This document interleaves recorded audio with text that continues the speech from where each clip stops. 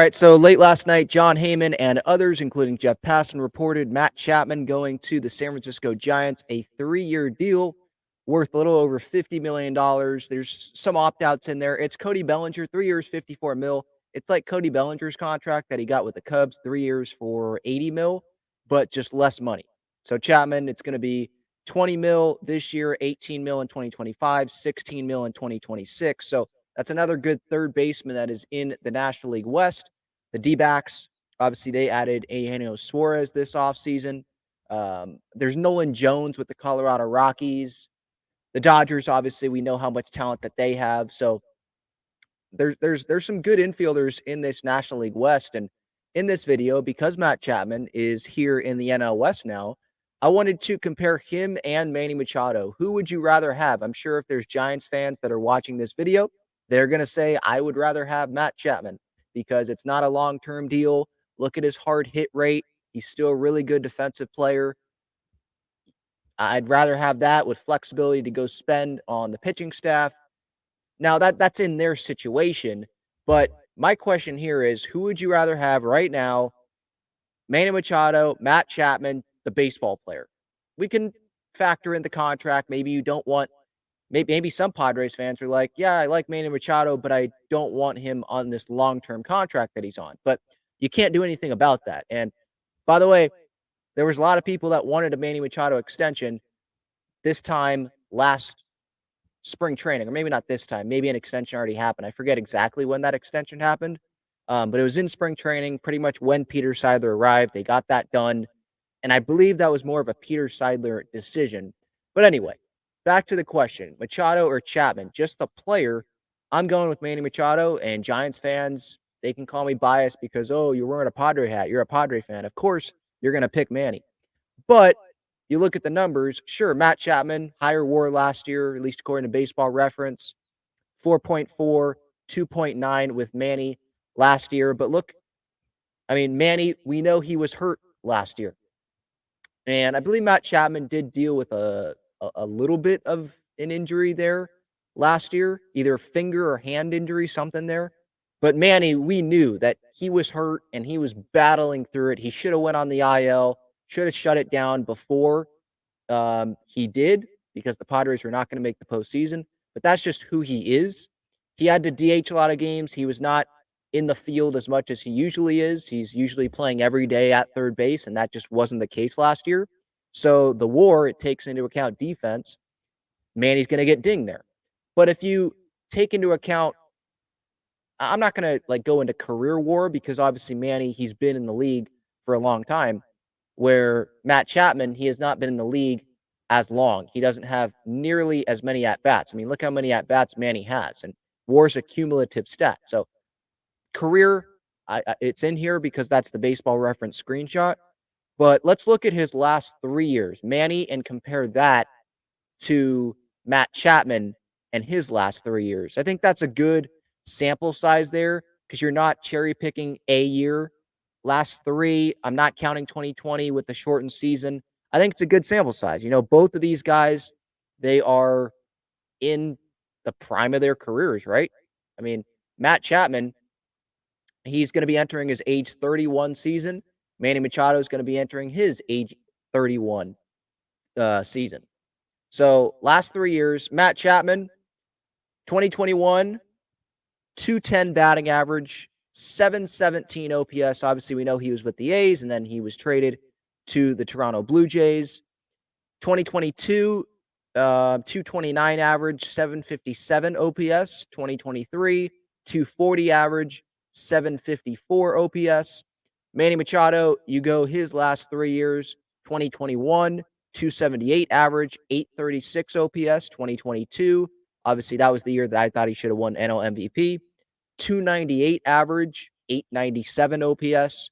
And then last year was a down year for him, 258 average, 781 OPS. And that's a down year. And Matt Chapman still didn't have as good of an OPS as Manny, did not have as good of an average.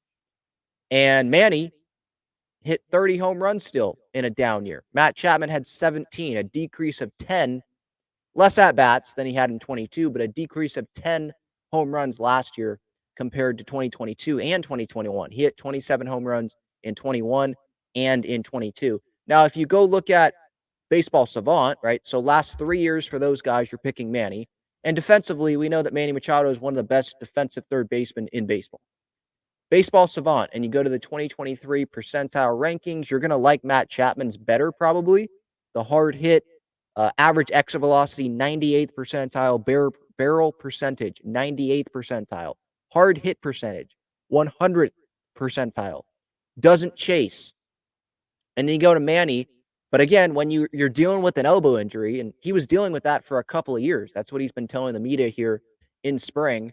And we know in 22, there was the ankle that he was not out for as long of a period of time as I think a lot of baseball players would have been out for. Manny knew that he needed to be out there for the team. So I think you got to factor that in there as well.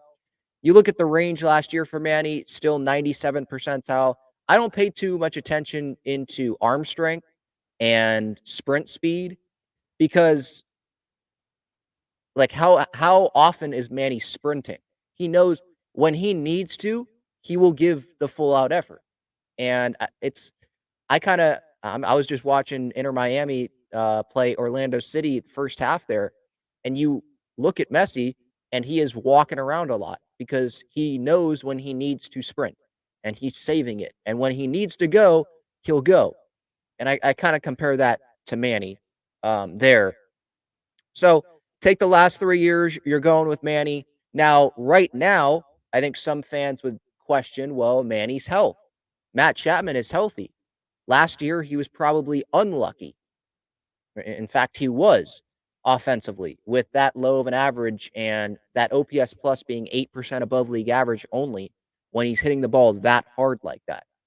He got unlucky. But with the ballpark that he's going to be in at Oracle Park, so is it going to be unlucky again? Is he going to hit the ball hard like that again this next season in the NL West? Who knows?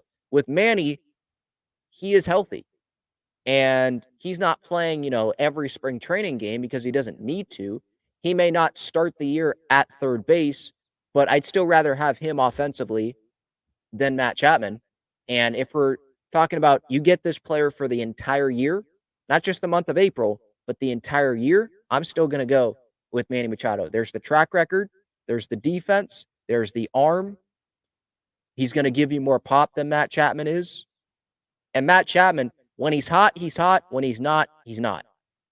And you could say that same thing with Manny, but if you look at their careers offensively, again, like power wise, Manny has been there more consistently than Matt Chapman than Matt Chapman has. And Manny has a bigger sample size, but like slugging is not everything. But when you're expected to hit, top 3, top 4, top 5 in an order, you want to have that slug. And we can go all the way back to 2019 if you want to, or we can go to 2017, but Chapman only played 84 games there. Let's start with 2018. That was his first full year, 145 games for Chapman there.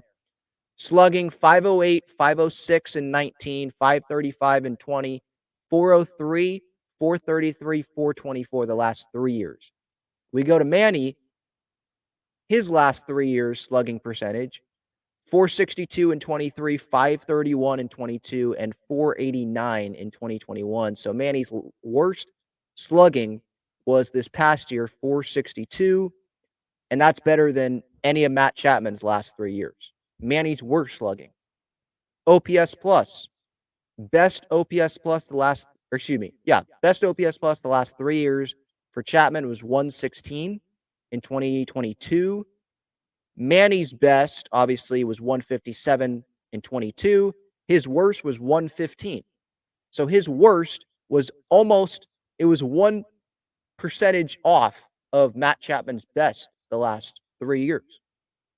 So I'm going with Manny. Giants fans, if you disagree, make your case. And like I will read through those cases. If you want to make that case for Matt Chapman, go ahead.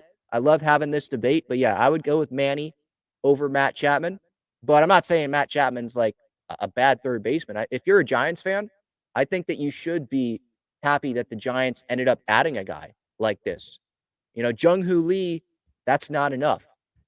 And I don't even know if this is enough. I don't think it is. I don't think the Giants are a playoff team as of now.